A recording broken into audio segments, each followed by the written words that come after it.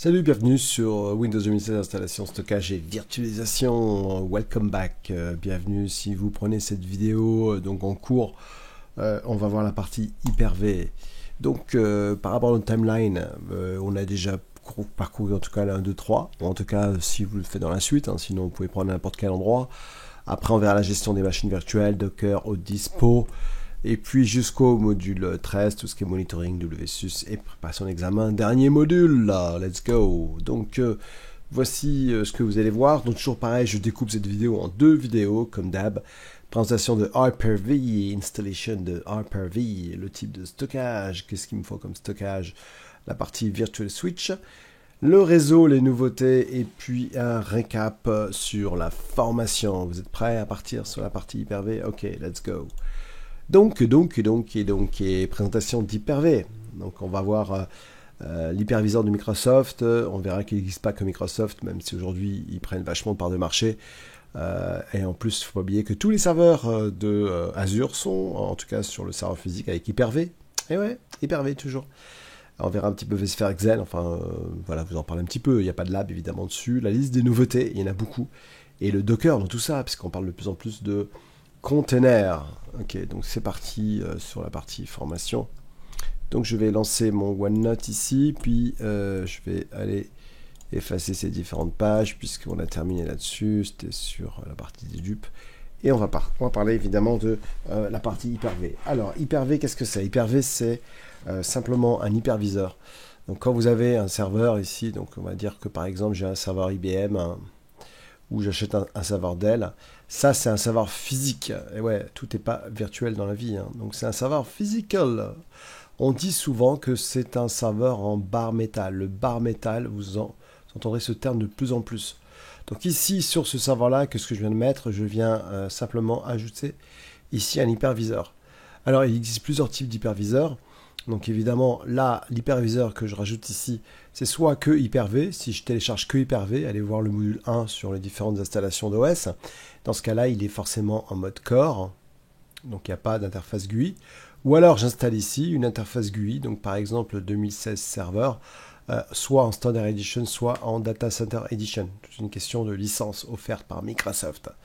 Et en Data Center, vous habillez, n'oubliez pas, et ça dans la partie stockage, j'en parle rapidement, tout ce qui est Storage Space Direct et Storage Space Réplication, qui permet de répliquer le SAN à SAN et Storage Space Direct, prendre les disques de plusieurs serveurs Hyper-V, en faire qu'un seul.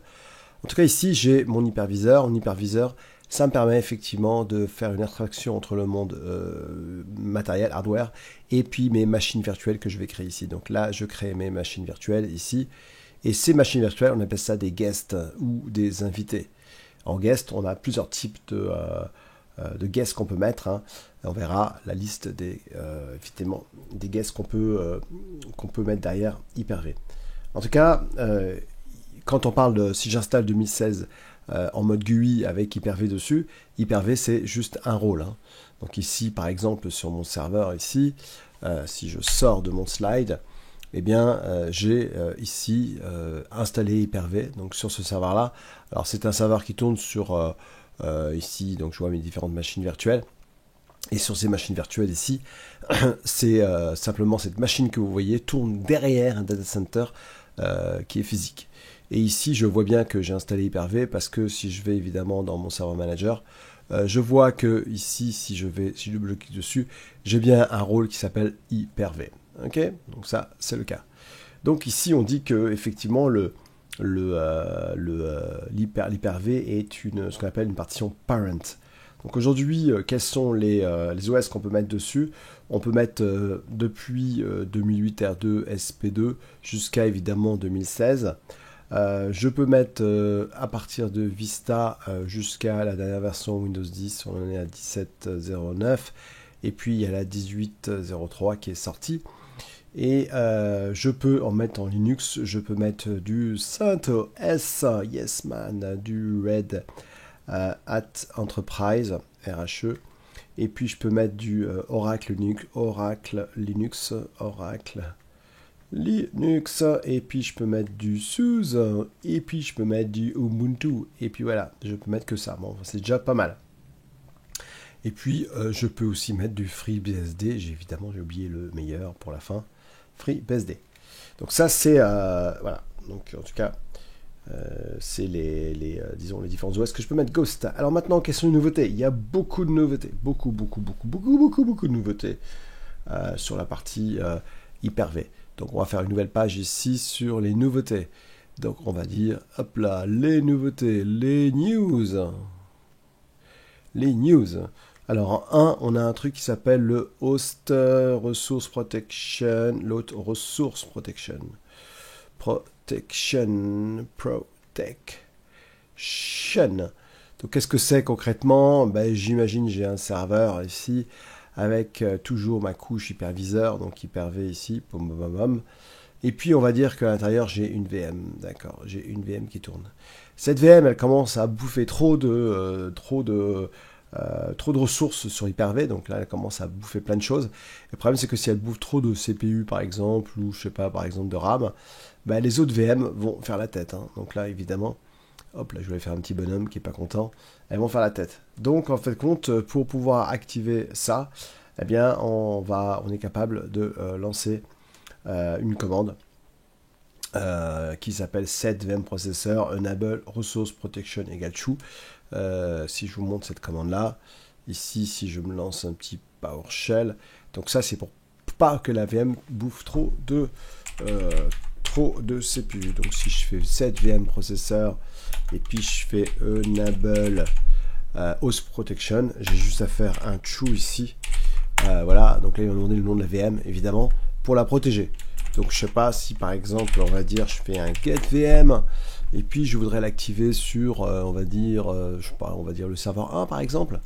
Donc on va faire ça et puis on va remettre enable, voilà. Et là alors je peux mettre le nom de la VM directement, hein, VM name ici, et puis je vais l'appeler serveur 1. Serveur 1. Ça c'est une nouveauté vachement intéressante, hein. Donc après il se débrouille lui, et s'il y a un problème, bah, il va baisser les ressources de cette VM. Donc ça fait partie des nouveautés qu'il y a.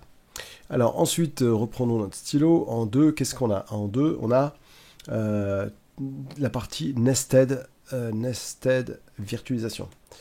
Nested virtualisation. Hop là, ouais. Qu'est-ce que c'est? Eh bien, c'est très simple. Si ici, je mets sur mon serveur physique, je mets une VM. À l'intérieur de cette VM, je vais pouvoir installer Hyper-V. Avant, moi, je le faisais souvent. Par exemple, j'installais VMware Workstation. Donc, VMware Workstation. Et puis, à l'intérieur, j'étais capable, dans une machine virtuelle, d'installer, par exemple, de l'Hyper-V ou du vSphere ou du Xen. Et donc, la VM, elle croit qu'elle est directement, que c'est un serveur physique, hein. Donc ça, comment on fait une nested virtualization? Écoutez, c'est très simple. Ici, par exemple, j'ai deux hosts, host 1, host 2. Eh bien, si je démarre ces machines, donc on va faire un start. Alors, le problème de mon host 1, host 2, c'est qu'il bouffe beaucoup de ressources. Donc, il va falloir que j'en arrête quelques-unes ici, parce que j'ai mis combien? J'ai dû mettre ici 10 gigas. Donc vous voyez que quand je vais dans Setting, 10 gigas, forcément j'en ai combien là déjà? 2. Oh, quoique je peux le démarrer celui-là parce que je crois que j'ai 32. Donc ici, si je démarre ma VM host 1, donc je vais là, hop là, et si je fais Start VM host 1, voilà, donc là elle démarre la VM host 1. Cette VM host 1, qu'est-ce qu'elle a comme particularité? Eh bien, elle a, j'ai activé la virtualisation dessus. Enfin, le fait de pouvoir installer Hyper-V dans Hyper-V. Ça, c'est ce qu'on appelle le nested. C'est pratique dans tout ce qui est test et éducation environment, hein, évidemment. Donc ici, il est en train de démarrer la VM, hein, en espérant que j'ai assez de ressources. Ouais, donc ça devrait être bon. Voilà, impeccable. Alors, comment est-ce qu'on active ça? C'est très simple. On fait un set, par exemple, set VM. Je sais pas, je mets... où lancer le processeur? Je suis bête. Je fais un set processeur. Set... VM, parce que c'est au niveau du processeur, hein. Set VM processeur, je mets le nom de ma VM, par exemple, je sais pas moi, host 1, et puis je enable justement la paravirtualisation, enfin la virtualisation, donc là je mets enable, voilà, enable virtualization extension, et je mets true. D'ailleurs, si je fais un get VM processor et que je vais là-dedans, ok, alors là je le vois pas. Par contre, si je fais un get member, là ça me permet de voir enable. Et si par contre je voudrais voir si elle est activée pour cette VM là, ben, on va voir que c'est le cas, hein. Hop, et si je fais par exemple un get VM et je fais un select de ça, il me dit c'est false. Ah non non, mais non, ah c'est pas ça, c'est expose. Oh là là. Bon, je suis, hein, donc c'est bon, hein. Donc si je fais ça, CTRL C, et que je vais à la fin de ma commande et je fais ça, il me dit que c'est true, hein. Donc ça veut dire que maintenant si je vais sur mon host 1, ici on va voir, donc là je me suis créé un petit learning. Si je vais là-dedans et que je fais ça, alors, il va falloir que je change mes mots de passe parce qu'à force de les changer, je m'en souviens plus. Donc ça, non, alors c'est pas celui-là. Hop, non. Ouh là là. Alors on va essayer un autre. J'espère que vous n'êtes pas comme moi avec les mots de passe, vous n'oubliez pas. Et là, ce qui est top, c'est que sur cette VM là, eh bien, qu'est-ce que j'ai installé? Alors, on va voir si c'est le cas. Mais si je vais dans Server Manager, ici, voilà, il est en train de charger, personne ne le lancer 2 fois. Et ici, si je regarde les différents rôles qui sont installés, là, bon, il n'y a pas Hyper-V. Quand il n'y a pas Hyper-V, si, il y a Hyper-V, mais oui, il y a Hyper-V. Oui, il y a Hyper-V, bien sûr qu'il y a Hyper-V.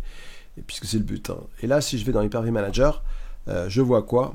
Ben, je vois que j'ai des machines virtuelles qui tournent. J'en ai 2 ici. Donc ça, c'est ça, la virtualisation, par virtualisation. Alors ça, c'est quand même super cool.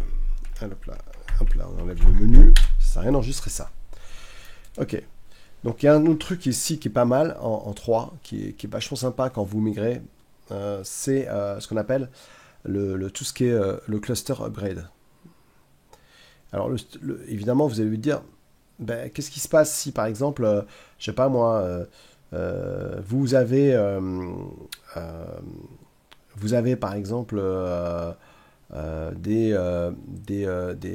cluster avec des serveurs Hyper-V qui sont en 2012 R2. Alors comment on peut faire? Ben, il suffit de créer je sais pas, par exemple deux clusters avec du 2016.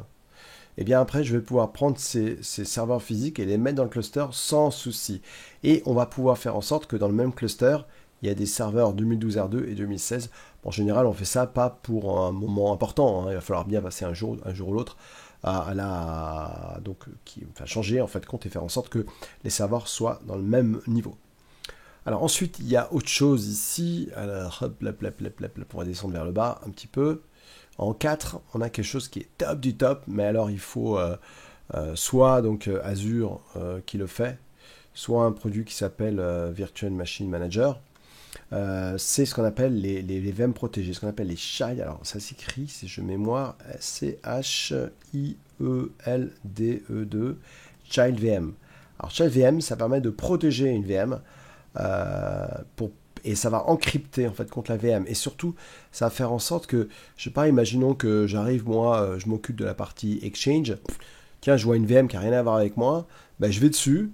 Je vais sur la console, hein, oui, par exemple, si je vais sur la console, je fais un bouton droit sur ma console, je fais Connect, et quand j'ai pas le droit, j'aurai même pas la visualisation, c'est-à-dire qu'il va me dire, ben non, t'as pas le droit de voir cette VM, tu t'as pas le droit. Et puis je vais pouvoir également encrypter la VM, et je vais pouvoir même faire en sorte que s'il y a un petit malin, je sais pas, qui va dans Lab ici, Lab HV, et qui essaye de piquer, je sais pas moi, ce disque, bah oui, c'est un problème, parce que là, je peux le prendre et le copier sur une clé USB. Non, c'est possible, mais oui. It's possible, sir. Eh bien, je pourrais même pas le faire, grâce à cette protection de Shield VM. Allez voir, allez faire un petit Google, vous allez voir. Ensuite, qu'est-ce que j'ai d'autre? J'ai les Startup Priority au niveau de mes VM. Start Order Priority. Ça, c'est quelque chose d'intéressant, c'est-à-dire que quand vous redémarrez un serveur Hyper-V, si je redémarre ce serveur physique, dans quel ordre ils vont redémarrer? Donc ça évite des problèmes de contention, c'est-à-dire que vous allez dire, ben moi, cette VM, je la mets en premier, celle-là en deuxième. Donc là, cette possibilité de dire ça, ben, vous l'avez ici dans une VM. Donc si je vais ici dans ma VM, ici que je fais un setting par exemple, si je mémoire, ici j'ai Automatic Start Action, voilà.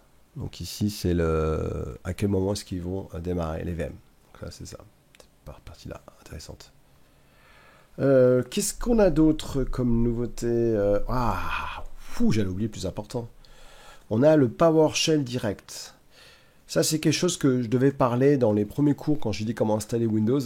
Mais je n'en ai pas parlé du PowerShell Direct. PowerShell Direct, c'est un truc qui est très puissant et qui permet de se connecter, en fait, compte, à partir du serveur Hyper-V dans une VM sans se soucier des prérequis qu'il y a. Pourquoi? Parce que, regardez bien, si je lance ce client-là, alors ce client-là, voyons voir où il est, ce client-là. Je vais l'ouvrir. Yes, I can. Je vais là-dedans. Et puis je vais me connecter par exemple en admin. Alors vous allez voir que quand je me connecte en admin, comment je fais pour me connecter à distance sur une VM?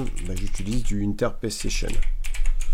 Vous allez tout de suite comprendre ce que c'est que PowerShell Direct. Donc là j'arrive sur cette page là. Voilà. Hop. Et si je lance donc ici un PowerShell, donc on va aller ici lancer le PowerShell. Normalement, comment je fais pour pouvoir me connecter à une machine à distance? Je vais utiliser du Inter-PCSession. On va voir ceci, merci. Donc je vais augmenter la taille. Toujours pratique quand vous venez d'un téléphone portable. Et vous voyez, j'ai envie de me connecter sur, par exemple, le serveur 1. Donc je fais Inter-PCSession. PSSession, voilà, le temps qu'il me complète cette commande, Inter-PCSession. Et là, je peux mettre serveur 1. Serveur 1. Là, évidemment, il est OK, et vous voyez que maintenant, je suis sur le serveur ici. Donc, je peux faire, je sais pas, hostname, hostname, et puis là, il me le dit, oui, ipconfig, enfin, je pense que vous avez compris à quoi ça sert. Bon, alors, le truc, c'est que, il faut des prérequis, ça veut dire que, la VM, il faut déjà que le service WinRM soit activé, il faut que j'aille sur la machine et que je fasse un genre... sur la machine, pardon, sur le serveur 1, suis-je bête? Sur le serveur 1, il faut que je fasse, donc le service WinRM est démarré, et puis normalement, il faut que je fasse Enable PS Rebooting, l'activer, alors ça se fait par GPO normalement. Donc ça veut dire que vous voyez quand même, il y a pas mal de choses à faire. Eh bien, le PowerShell Direct, c'est se dire, ok, je vais aller sur ce serveur-là, mais je veux y aller en direct. Eh bien, il y a une nouveauté qui est le PowerShell Direct. Donc on va effacer ça, et je vais vous montrer justement comment est-ce qu'on peut se connecter sur une machine virtuelle en se connectant en direct dessus. Donc vous voyez, quand je fais un get VM, ici, je voudrais me connecter sur le serveur 1. Eh bien, quand je fais Inter-PCSession, regardez bien la nouveauté, Inter-PCSession, oups là, ça marche pas comme ça, Inter-PCSession, eh bien regardez bien, j'ai VM name. Voilà, j'ai plus comme j'avais fait ici, le hostname en fait, sur mon client 1. Je suis déjà déconnecté de mon client 1. Bon. Voilà. Donc ici, sur cette VM client 1, non, déjà c'est pas bon, j'étais connecté sur celui-ci. Je me dis bien pourquoi. Vous voyez, quand je fais Inter-PCSession, ok, donc j'ai computer name, etc. Et là, j'ai bien mis, vous voyez, quand ça marchait, j'ai bien mis hop, voilà, j'ai bien mis le nom ça c'est le nom d'un computer, donc c'est le protocole Kerberos. Et bien si je vais ici maintenant là-dessus, si je fais vmname et je mets serveur 1, eh bien je peux faire credential, et puis je sais pas, c'est on avait dit c'est je sais pas si je mets le nom de domaine, je pense pas, mais je vais mettre administrateur, administrator, et non, pardon, bah oui, c'est bon, administrateur. Alors, voyons voir si ça marche comme ça. Et puis là, si je fais ça, je vais me connecter en direct sur ma VM, sans avoir besoin de faire des prérequis derrière. Alors, c'est bon. Voilà, donc là, c'est le PowerShell Direct. Ça, c'est un truc vachement intéressant. On va voir si je sens que je vais avoir un écran, je sais pas pourquoi, mais je sens que je vais avoir un écran rouge. Ouais, parce que je pense savoir pourquoi. Alors, on va voir. Allez, vas-y, vas-y ma poule, montre-moi. Oui, tu mets le bel écran rouge, tu fais exprès, j'espère. Hein. Voilà. Oh là là là là là, c'est pas vrai ça. Donc, euh, en fait compte, euh, ok, donc je pense que c'est juste les credentials. Ok, donc si je refais interpretation credential, alors je pense qu'il faut que je mette training backslash administrator. Ok. Hop. Marrant, j'ai fait une démo il y a pas longtemps justement. Ah, ça c'est fort. Ah oui, mais alors, il faut que ça fonctionne. Il faut que mon. Ah, mais attendez. Moi, attendez. Bah voilà. Ah, mais elle est en version 5, c'est pour ça que ça va pas. Regardez, il faut que ce soit en version 8. C'est pour ça que j'y arrive pas. Je pense que c'est ça. Est-ce que c'est vraiment ça? Foufou. Normalement, ça devrait être bon. Je devrais pouvoir me connecter dessus. Pourquoi veut-il pas? Alors, attendez. Donc là, j'ai quoi? Ah, la version. Je pense que c'est à cause de ça. Alors, attendez. Alors, c'est pas grave. On va essayer de le faire sur, par exemple. Alors, je peux le faire sur quoi? Ouh, non, serveur core. Ouais, le serveur core, non. Voilà, attendez. Je vais peut-être upgrader d'abord je vais peut-être arrêter mon serveur 1. Je vais faire un turn off, mais alors c'est pas beau ce que je fais. Je vais d'abord l'upgrader. Donc je vais faire un. Alors, get VM serveur 1, et puis je veux upgrader la version parce que je pense que c'est à cause de ça. Upgrade VM version. Get VM serveur 1.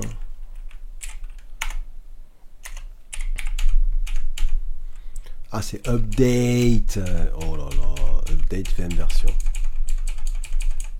Voilà. Donc là, je veux passer en version 5, en version 8. Donc là, si je fais get VM, je suis bien en version 8. Donc là, je pense que là, ça devrait être bon. Si je fais un start VM serveur 1, je pense que là, je devrais passer en version. Enfin, ça devrait fonctionner ici maintenant.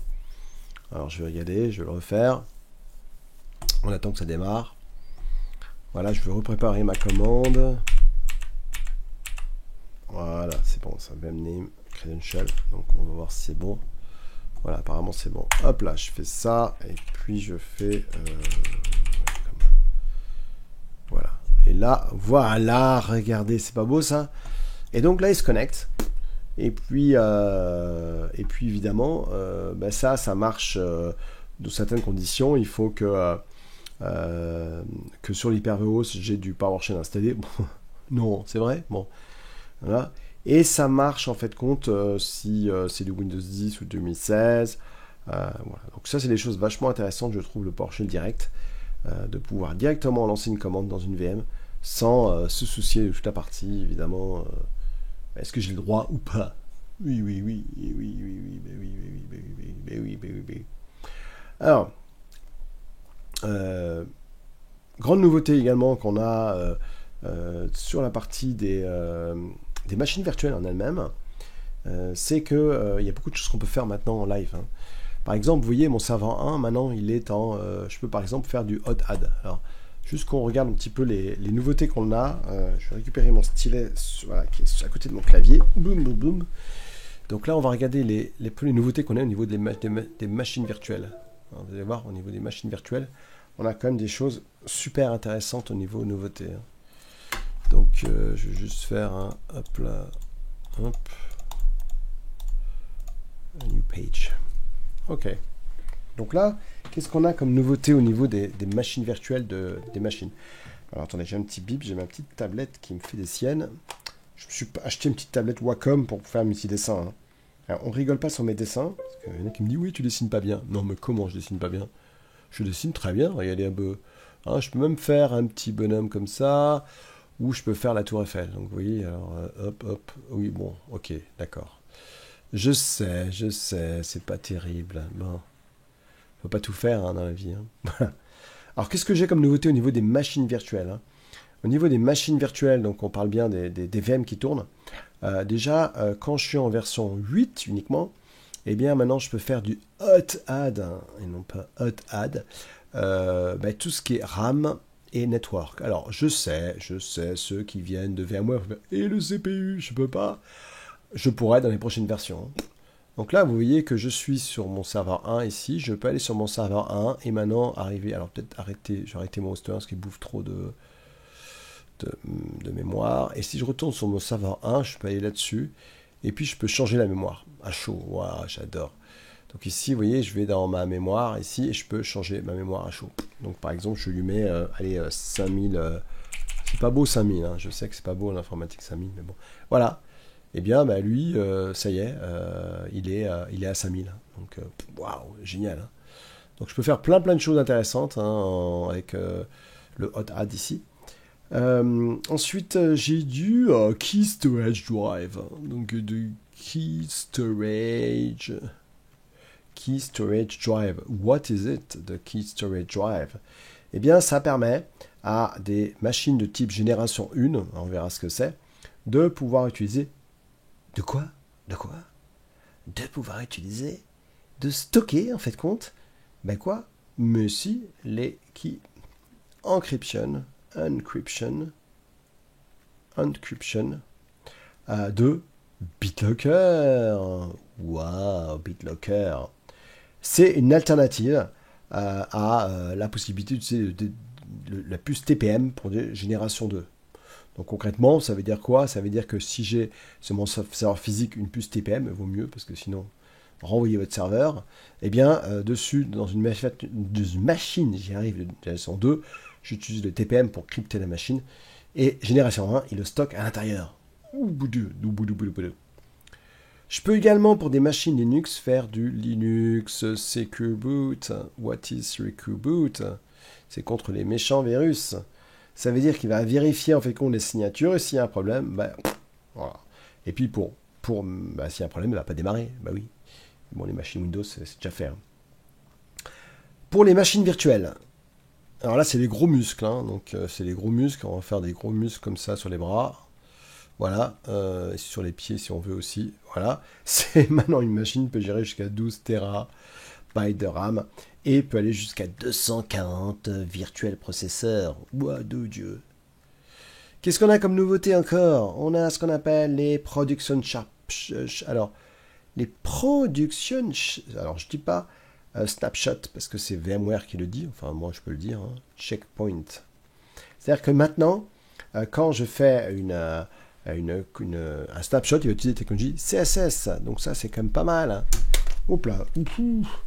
Donc là, par exemple, si je prends cette machine-là et que je veux faire un snapshot, eh bien, quand je vais dans mes settings ici, eh bien, quand je vais dans snapshot,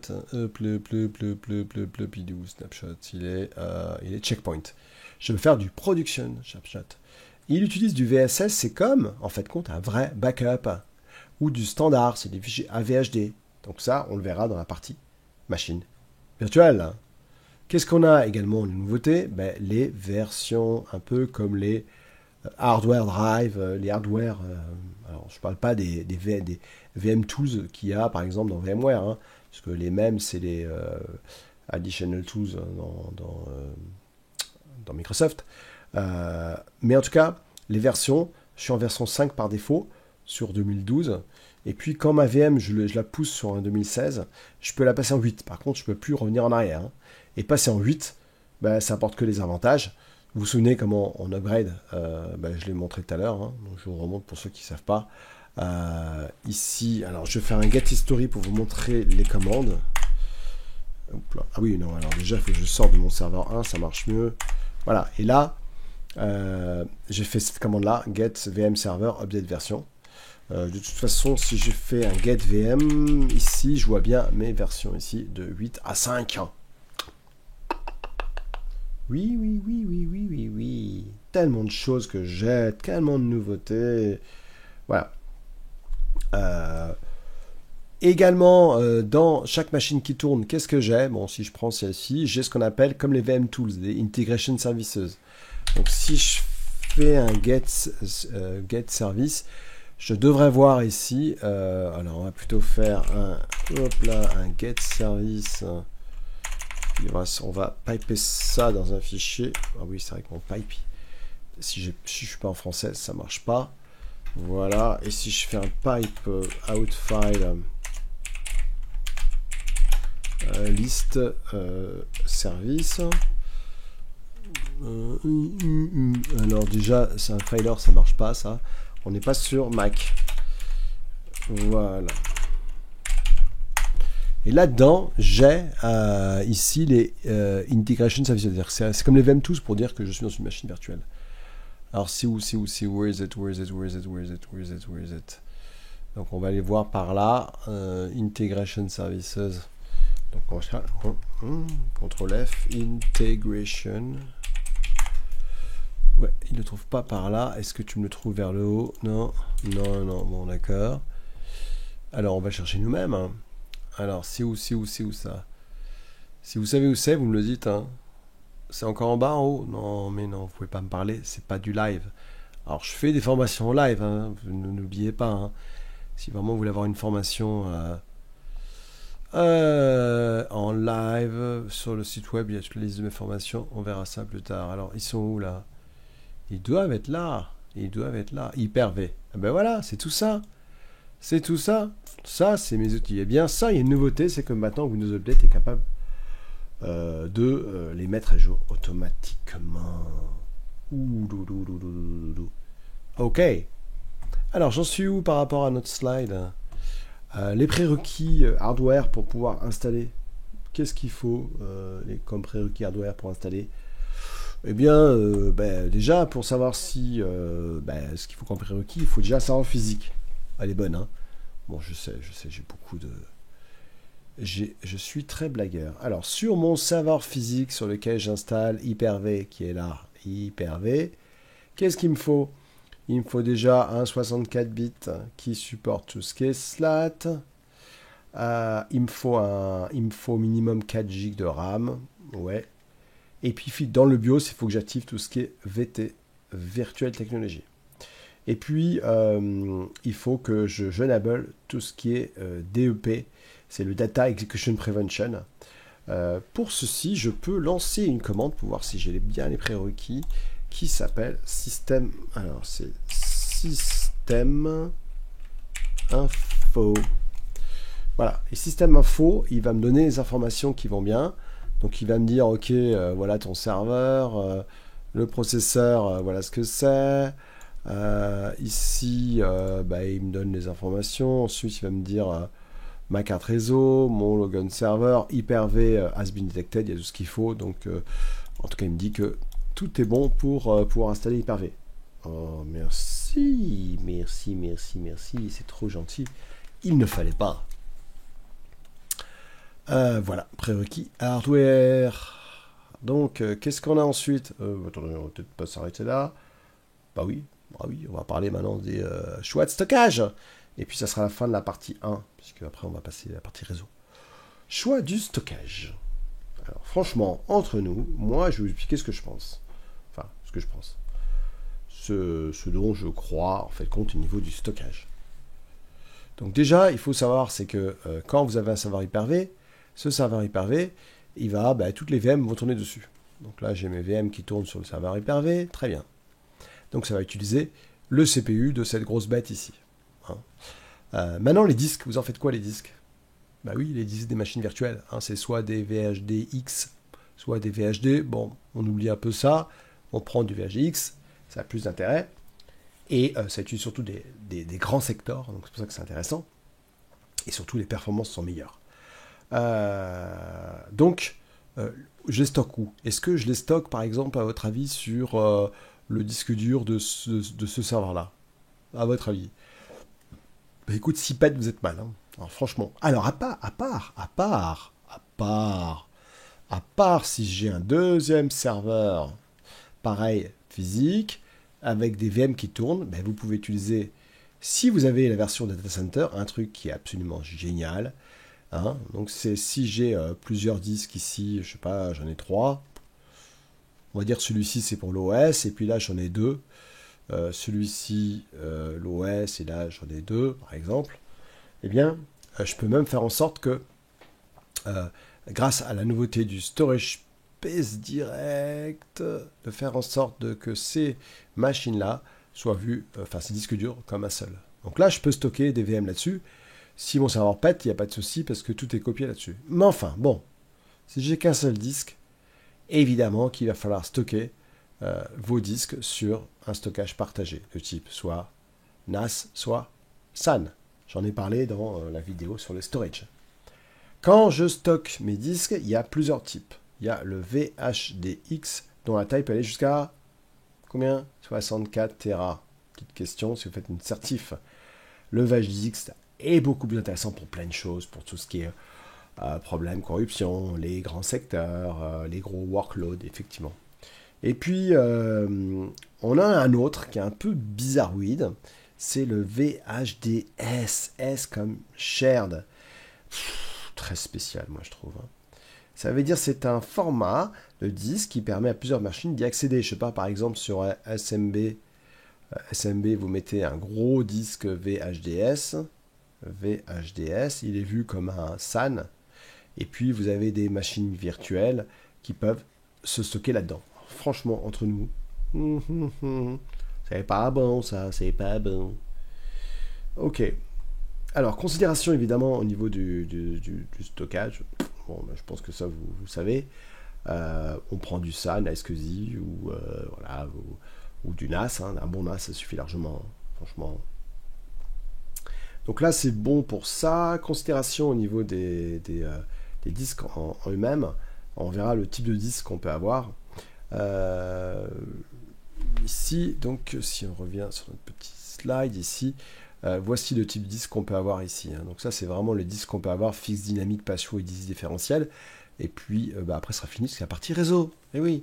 Alors, disque fixe, c'est très simple. Hein. Les différences, on appelle ça du fin ou du fin ou du fixe. Du fin, pardon, on va y arriver. Ça, c'est fixe. Fixe, le truc d'un disque fixe. Ben, c'est que si je crée un disque ici, imaginons je vais dans Hyper-V ici, et je crée un disque fixe, ben, la taille sera préallouée. Ça veut dire que concrètement, je crée, je sais pas, moi j'ai ici un storage, je sais pas, un truc qui fait 2 Tera. Je crée une machine virtuelle avec un disque de VHDX fixe. On appelle, en termes de VMware, on appelle ça du FIC.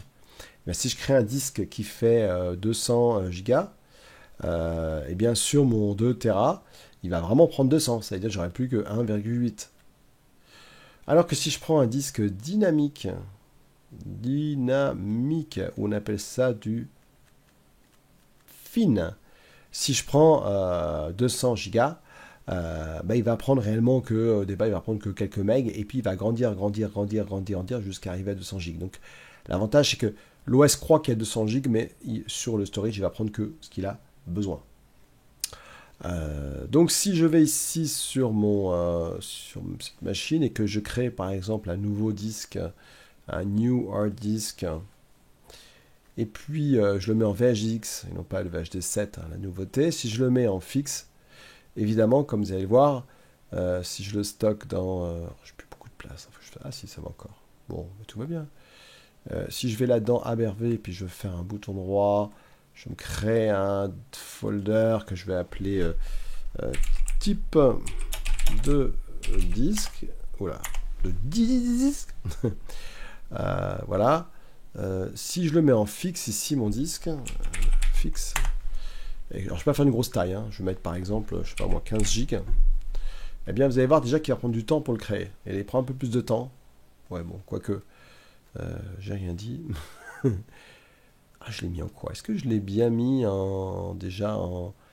Donc si je vais dans type de disque ici, je vois que mon disque fait réellement 15 gigs. Voilà. Et il a vraiment pris 15 gigs. Hein. Vous voyez bien ici. Hein. Donc si je vais un peu en bouton droit et que je fais propriété, je vois qu'il prend 15 gigs. Par contre, si maintenant je crée un disque en dynamique, ici, toujours... Alors attends, on va prendre VHDX, ouais, c'est bon. Si je prends dynamique... on va le stocker également dans notre répertoire qu'on a créé, qu'on a appelé lab type de disque. Type de disque, il est où, voilà, type de disque. Voilà, donc si je crée maintenant un disque dynamique, donc je vais l'appeler dynamique, bah, je peux vous dire que je peux faire un disque par exemple qui fait 500 Go, même si j'ai pas la place, alors c'est dangereux évidemment. Hein. Voilà, et si je retourne sur mon... ici, je vois qu'il est fait que 4. Par contre, si je l'utilise dans une machine, il va voir un disque qui fait... combien? Oui, qui fait un certain taille qui fait 200 Go évidemment. Ensuite, on a les disques différentiels. Un disque différentiel, c'est par exemple, je sais pas, moi je prends... alors, on le voit ici, hein, c'est un disque pair, ce qu'on appelle fils pair. Hein, et le Saint-Esprit, non. Ouf, pas dire de choses par rapport à la religion, ça va pas. Donc différentiel, ça veut dire je crée mon disque, je sais pas, un disque, je sais pas, imaginons que je vais créer une nouvelle machine Windows 10 par exemple. Ce disque-là, c'est un disque de la machine virtuelle, sauf qu'il est pratiquement vide, mais par contre, donc là on va l'appeler voilà, une disque, par contre il a besoin d'un pair par exemple. Donc bon là j'ai pas de pair, mais un pair c'est par exemple une machine où il y a déjà Windows 10 installé. Dans ce cas-là, le pair va être en read-only et le fils va être en read-write. Is it clear? Yes, it is.